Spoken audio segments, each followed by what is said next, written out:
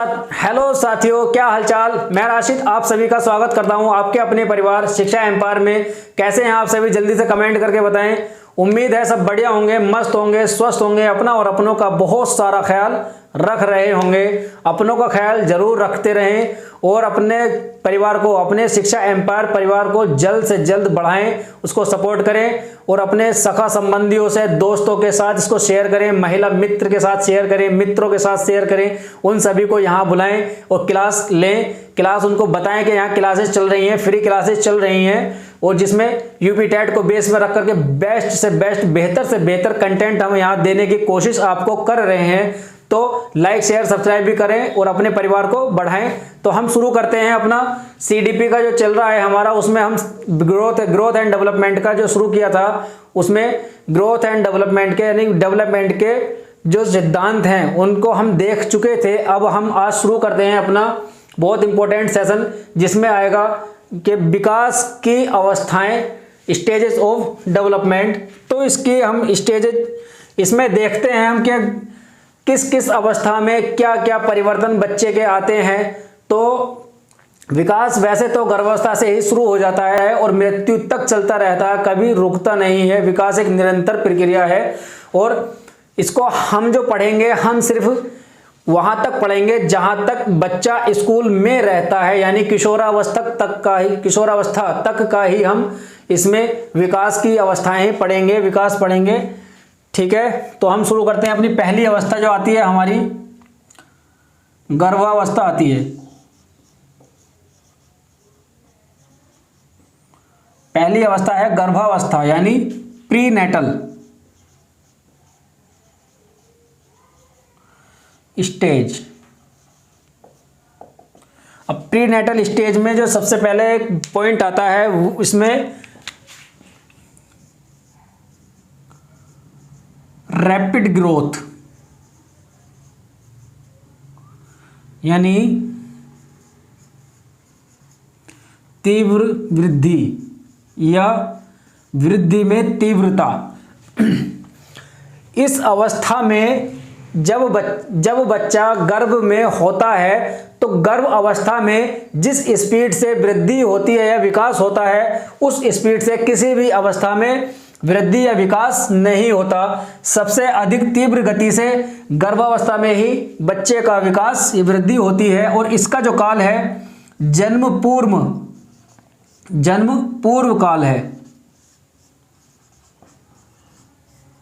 ठीक है, जन्म से पहले का जितना भी उसका काल है, जितने समय वो गर्भ में रहता है, उस समय का ये काल है। और दूसरा जो काल आता है हमारा, दूसरी अवस्था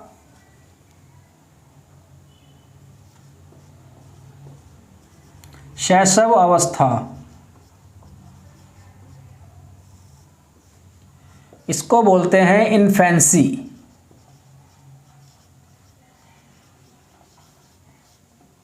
इन्फेंसी स्टेज, इसका काल है जीरो नहीं लिखा करो, जीरो लिखना अब छोड़ दो, जीरो नहीं लिखा जाता, जन्म से लिखो। जन्म से 2 वर्ष तक। अब जीरो क्यों लिखा है? जब बच्चा पैदा होता है, वह हम यहाँ जब गर्भावस्था भी इसमें काउंट कर रहे हैं तो जो गर्भ वाला काल है उसको भी तो 9 महीने को भी तो हम ऐड करेंगे, तो इसलिए जीरो नहीं लिखते, जन्म से लिखते हैं। जन्म से 2 वर्ष तक इसका काल होता है शैशव अवस्था का। इसमें जो आती हैं स्टेजें, इसमें भी तीव्र गति से वृद्धि होती है। वैसे तो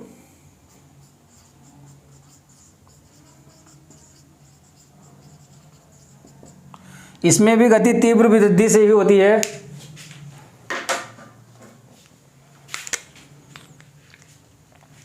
लेकिन यदि कभी पूछा जाए, एक सवाल में पूछा जाए कि किस अवस्था में तीव्र गति से वृद्धि होती है और उसमें शैशवावस्था और गर्भावस्था दोनों ही हो, तो आपको सबसे जो ज़्यादा प्रायोरिटी देनी है वो इसी को देनी है, गर्भावस्था को ही प्रायोरिटी देनी है। पहला ऑप्शन जो तुम लगाओगे वो गर्भावस्था ही लगाओगे। दूसरा ऑप्शन है यदि उसमें गर्भावस्था नहीं दी हो और सिर्फ शैशवावस्था दी हो तो शैशवावस्था को ही आप आंसर दोगे। ठीक है। और इसमें जो दूसरा पॉइंट आता है सेंसेस और टीचर, यानी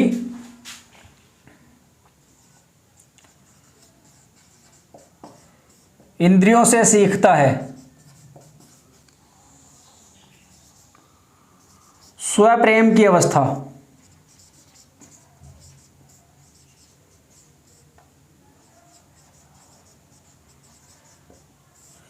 इस अवस्था में स्वप्रेम देखा जाता है, बच्चे के अंदर स्वप्रेम देखा जाता है, खुद ही से ही प्यार करता है।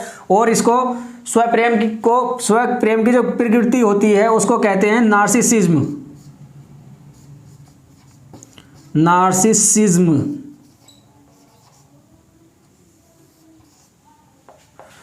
ये पूछ लिया था कभी कभी, नार्सिसिज्म किस अवस्था में आता है, स्वप्रेम न देख करके। और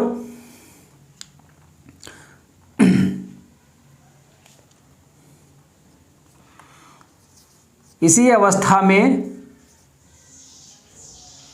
बच्चा रेंगना व चलना सीख जाता है। जब बच्चा 9-10 महीने का होता है तो वह घुटनों चलने शुरू कर देता है, रेंगना सीख जाता है। और फिर 1 साल तक आते आते या 13 या 14 महीने तक वो चलना भी सीख जाता है। तो ये सब किस में होती हैं, शैशव अवस्था में ये सब प्रक्रिया होती हैं। और बच्चे के मस्तिष्क का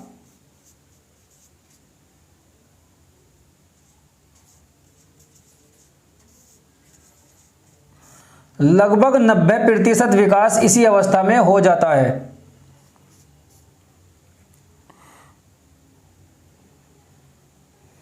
सीखने की प्रवृत्ति होती है।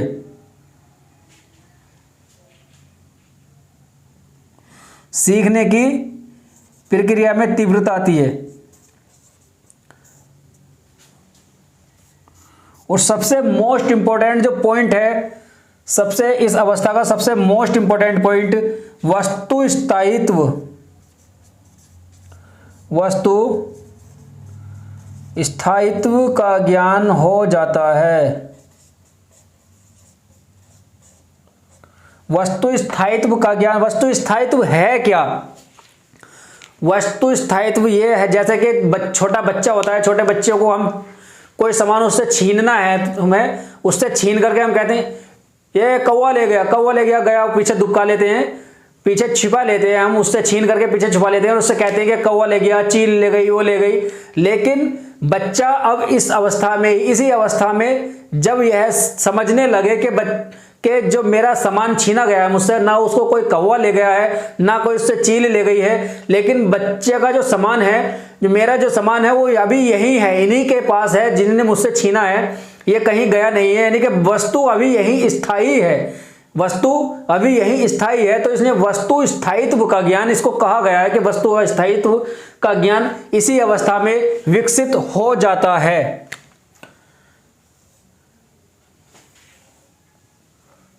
हमें तो खैर बहुत पागल बनाया गया है, लेकिन आजकल के जो बच्चे हैं वो तो बहुत ही 5G आ रहे हैं, समझ जाते हैं कि सामान कहीं गया नहीं है, अभी यहाँ का यही है। हम तो जब छोटे थे उस टाइम तो बहुत ही पागल हमको बनाया गया, शायद तुमको भी बनाया गया होगा। क्योंकि आजकल के बच्चे तो खैर बहुत ज़्यादा अपडेटेड आ रहे हैं। इस अगला जो पॉइंट है, बच्चा इस अवस्था में आत्म केंद्रित होता है। ध्यान रखना, आत्म केंद्रित होता है, आत्मनिर्भर नहीं होता। निर्भर वो दूसरों पर ही होता है, खुद पर निर्भर नहीं होता, लेकिन केंद्रित वो खुद पर ही होता है। केंद्रित कैसे?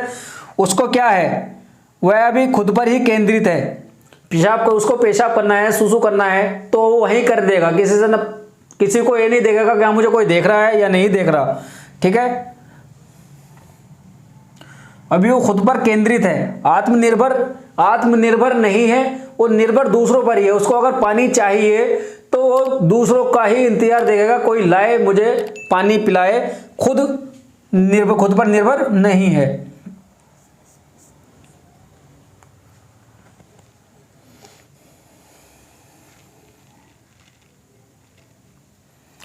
और इसी अवस्था में समाजीकरण भी शुरू हो जाता है।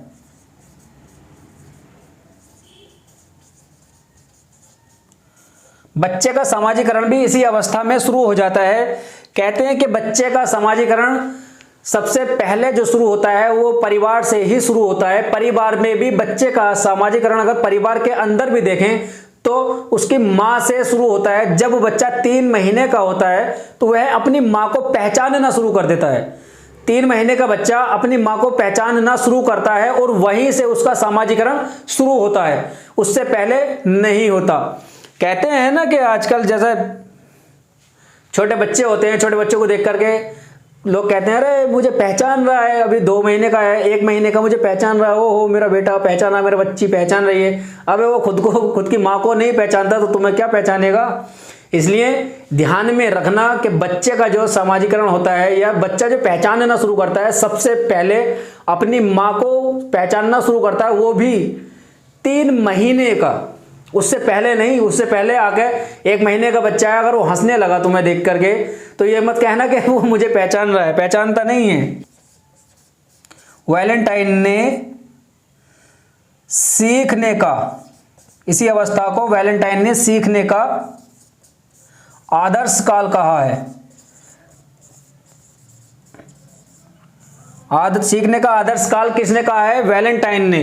तो ये हमारी शैशव अवस्था के कुछ पॉइंट हैं, हो सकता है अभी इसमें कुछ और भी हो, लेकिन जो मुझे अभी याद आए हैं वो मैंने लिख दिए हैं।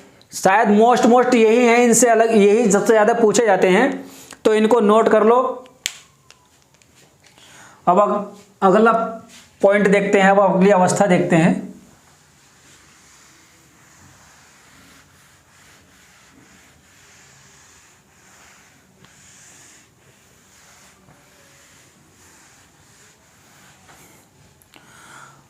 अगली जो अवस्था है हमारी बाल्यावस्था है।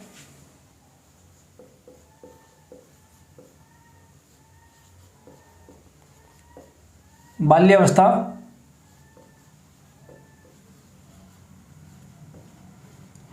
चाइल्डहुड, ये आती है 2 से 11 तक। और बाल्यावस्था को भी 2 भागों में बांटा जाता है।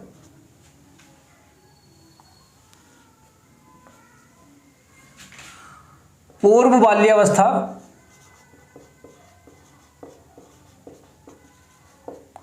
जिसको प्री चाइल्डहुड कहते हैं, और यह है उत्तर बाल्यावस्था। उत्तर बाल्यावस्था, इसको लेटर चाइल्डहुड कहते हैं। लेटर चाइल्डहुड, तो इसका जो काल है 2 से 6 वर्ष तक है, और इसका 6 से 11 या कहीं कहीं 12 भी लिखा होता है। तो पहले हम इसकी देखते हैं।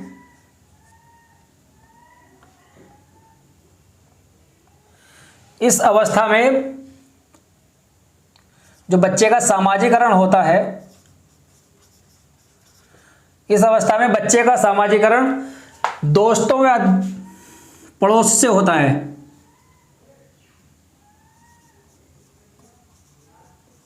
परिवार व दोस्तों से होता है। समूह बनाना शुरू करता है, इसीलिए इसको समूह पूर्व या गैंग पूर्व अवस्था कहते हैं, या पूर्व गैंग एज, पूर्व गैंग एज भी कहते हैं इसको। इस अवस्था में बच्चा औपचारिक, अनौपचारिक, इस अवस्था में बच्चा अनौपचारिक मित्रता करता है। अनौपचारिक मित्रता। अब अनौपचारिक मित्रता क्या है? भिन्न लिंग के बच्चे से करता है, यानी कि लड़का लड़की से मित्रता भी करता है, लड़की लड़के से भी करती है। इस तरह से इसमें अनौपचारिक मित्रता होती है। जब छोटे बच्चे होते हैं, इस उम्र के बच्चे लड़का लड़की कुछ नहीं देखते, सब आपस में एक दूसरे के साथ मित्रता करते हैं, छोटे बच्चे ही हैं। इसके बाद के विकास की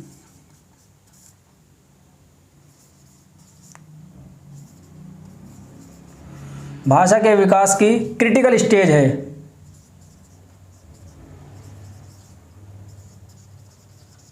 भाषा के विकास की क्रिटिकल स्टेज, यानी कि सबसे अधिक भाषा का विकास जो होता है वह इसी अवस्था में होता है, सबसे ज्यादा भाषा का विकास।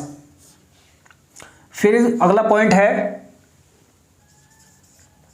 ईगोसेंट्रिज्म अवस्था भी है, यानी कि अहम भाव ज्यादा इसमें होता है। बच्चा जो सोचता है वह कर लेता है, यानी कि उसको नहीं पता कौन मुझे देख रहा है, कौन क्या कर रहा है, उसको जो चाहिए वो चाहिए। अगर उसको खिलौना चाहिए तो वह ये नहीं देखेगा कि मैं किस जगह हूँ, मैं बाजार में हूँ, कहाँ हूँ, कैसे हूँ, कौन मुझे देख रहा है। उसको जिद करनी है तो करनी है, मुझे खिलौना चाहिए तो चाहिए। उसको ईगो सेंट्रिज्म हो जाता है, अहम भाव या अहम केंद्रित हो जाता है इस अवस्था में। और इस अवस्था में बच्चा रट्टा बहुत मारता है, रट्टा बहुत मारता है, चीजों को बहुत ज्यादा रट्टा मारता है, दोहराता रहता है बार बार बार बार, तोते की तरह। नकारात्मक व्यवहार शोक दर्शाता है, नकारात्मकता आ जाती है, यानी कि कामों को मना करने की प्रवृत्ति बहुत ज्यादा होती है इसमें। कोई इस अवस्था में अगर बच्चे को कुछ काम बोलोगे तो वह ज्यादा से ज्यादा मना करता है, अधिकतर मना ही करता है, बहुत कम कामों को करने के लिए हाँ करता है। और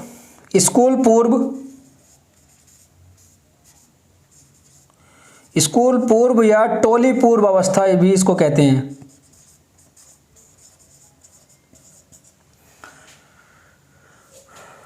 अब देखते हैं उत्तर वाली अवस्था। इसका जो समाजीकरण है, इसमें समाजीकरण दोस्त व अध्यापक से होता है।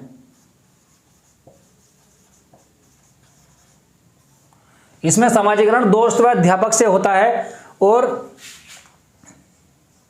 यह गैंग एज अवस्था कहलाती है।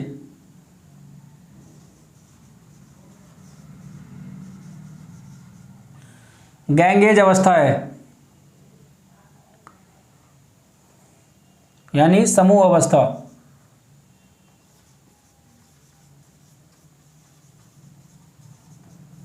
समूह अवस्था औपचारिक मित्रता होती है इसमें।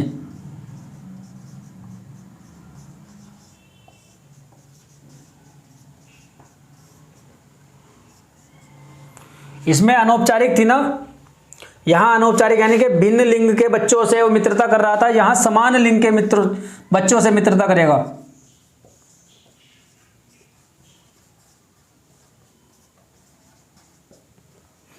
समान लिंग यानी कि लड़का है तो सिर्फ लड़के से ही मित्रता करना शुरू करना चाहेगा वो। अगर 6 से 12 साल का बच्चा है तो वहां लड़का लड़के से ही मित्रता करना चाहेगा। प्रारंभिक स्कूल की अवस्था,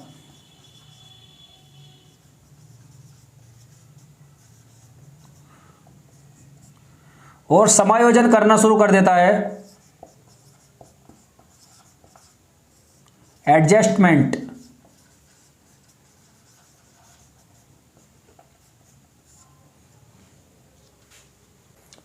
खोज की अवस्था, नए नए चीजों को खोज करने की प्रवृत्ति लाता है, खोज की अवस्था।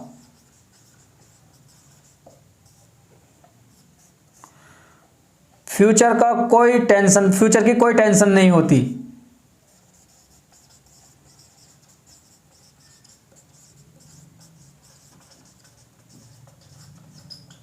फ्यूचर की कोई टेंशन नहीं।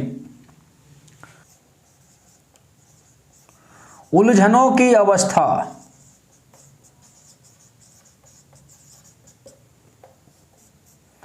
जीवन का अनोखा काल।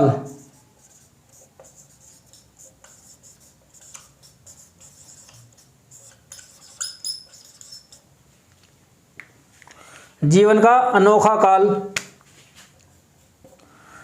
फ्रायड ने उत्तर बाल्यावस्था को जीवन का निर्माण काल कहा है, यानी कि यदि जीवन में जो कुछ भी होना है उसके लिए तो वह जो उसका जो निर्माण काल है वो उत्तर बाल्यावस्था ही है। जीवन का निर्माण काल किसने कहा है? फ्रायड ने।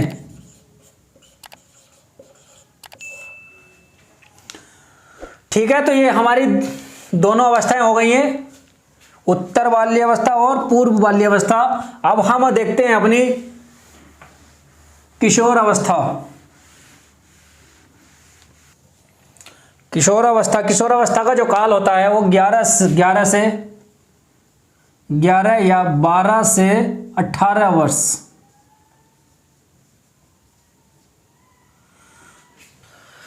इस अवस्था को तनाव व तूफान की अवस्था कहा जाता है।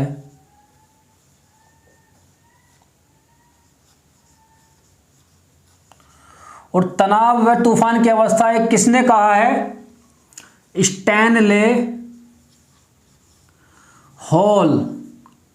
स्टैनले हॉल ने कहा है तूफान व तनाव की अवस्था किशोरावस्था को।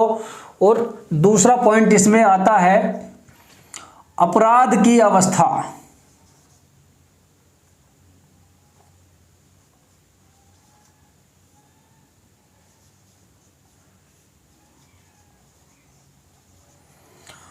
और इसमें जो बच्चा ग्रुप बनाता है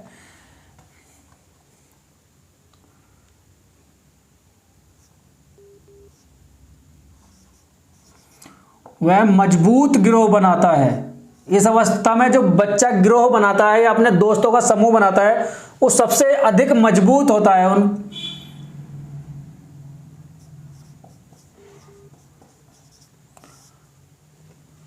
इसको भी अटपटी तथा उलझनों की अवस्था बोलते हैं। अटपटी तथा उलझनों की अवस्था। याद रखना, उलझनों की अवस्था हमारी उत्तर बाल्यावस्था में भी आया है। और यदि उलझनों की अवस्था के लिए क्वेश्चन में पूछे और किशोरावस्था और उत्तर बाल्यावस्था दोनों ही दी हो, पहला आंसर जो आप लगाएंगे वो बाल्यावस्था यानी उत्तर बाल्यावस्था को ही लगाएंगे। यदि उत्तर बाल्यावस्था आंसर में नहीं दी हो ऑप्शन में, तब फिर हम किशोरावस्था लगाएंगे। इसमें सामाजिक स्वीकृति की अवस्था आती है। अब सामाजिक स्वीकृति क्या है? यानी इस अवस्था में बच्चा यह चाहता है कि मैं जैसा भी हूं समाज मुझे वैसा ही स्वीकार करे। और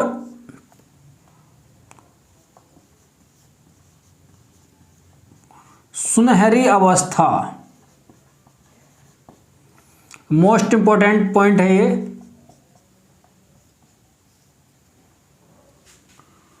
समाज सेवा की भावना।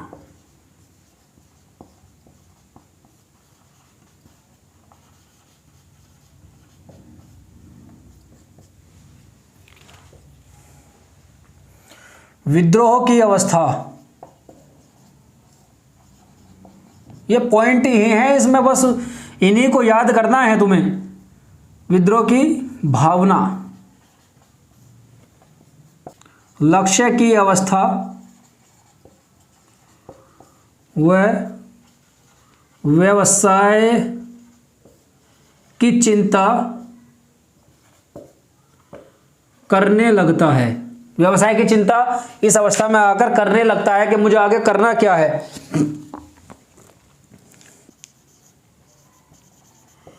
मैक्सिमम फिजिकल डेवलपमेंट, मैक्सिमम शारीरिक विकास इस अवस्था में हो जाता है। मैक्सिमम शारीरिक विकास इस अवस्था में हो जाता है, यानी कि जितना लंबा उसको होना है वह 18 वर्ष तक लगभग हो जाता है, जो थोड़ा बहुत और ऊपर जा सकता है 20-22 की उम्र तक। आत्मसम्मान की अवस्था।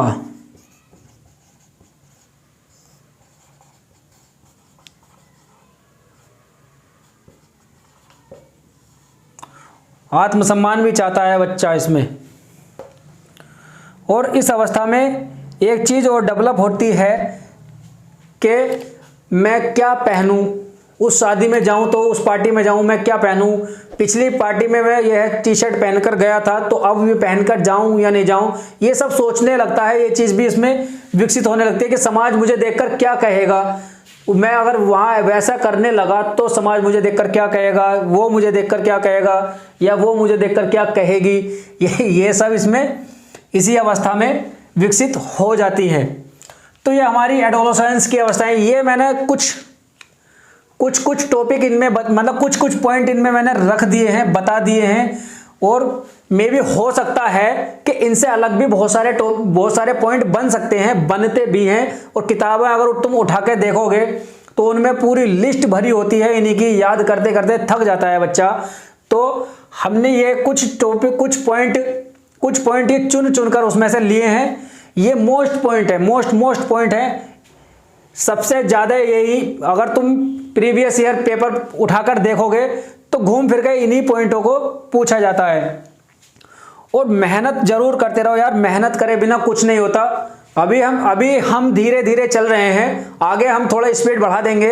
अभी धीरे इसलिए चल रहे हैं क्योंकि नया स्टार्टअप है। कुछ बच्चे नए जुड़े हैं, अभी हम इनसे कुछ बच्चे नए जुड़े होंगे, कुछ पुराने भी हैं।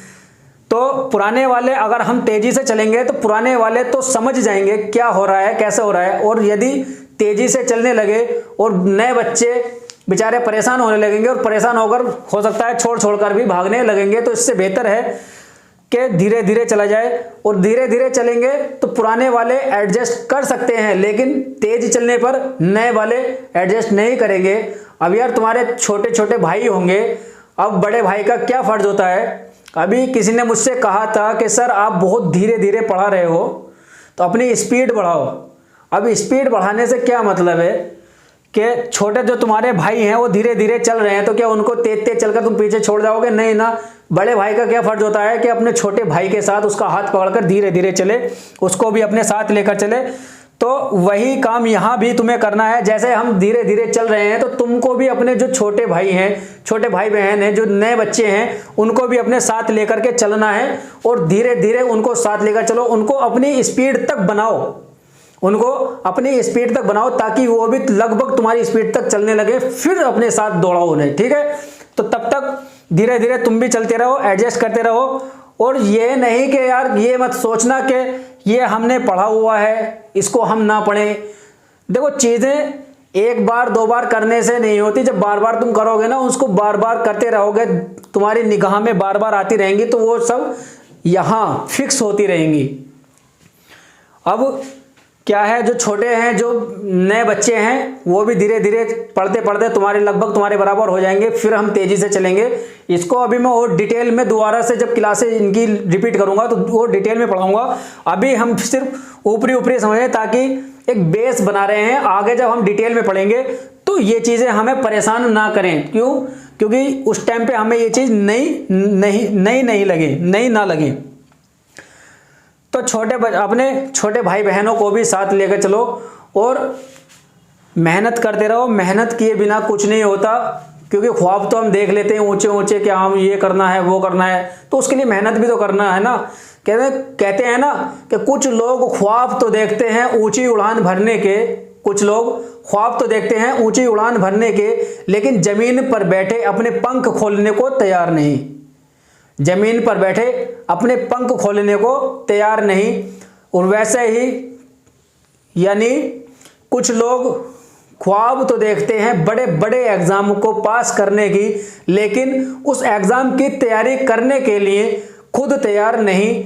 तो तैयारी करने के लिए खुद को पहले तैयार करो, पहले अपना बेस मजबूत करो, बेस पकड़ यानी कॉन्सेप्ट पे पकड़ बनाओ और मेहनत करो। मेहनत करते रहो, मेहनत ही तुम्हें सफलता तक लेकर जाएगी। तो आज हम अपना सेशन यहीं तक रखते हैं। तब तक के लिए आप मेहनत करते रहें, हंसते रहें, मुस्कुराते रहें, अपना और अपनों का बहुत सारा ख्याल रखें। और हाँ, लाइक शेयर सब्सक्राइब जरूर करें, कमेंट करके बताएं कि क्लास कैसी लगी। ठीक है, अच्छी लगी, बुरी लगी, कैसी जैसी भी लगी आप बताएं और अपना ख्याल रखें। धन्यवाद, जय हिंद।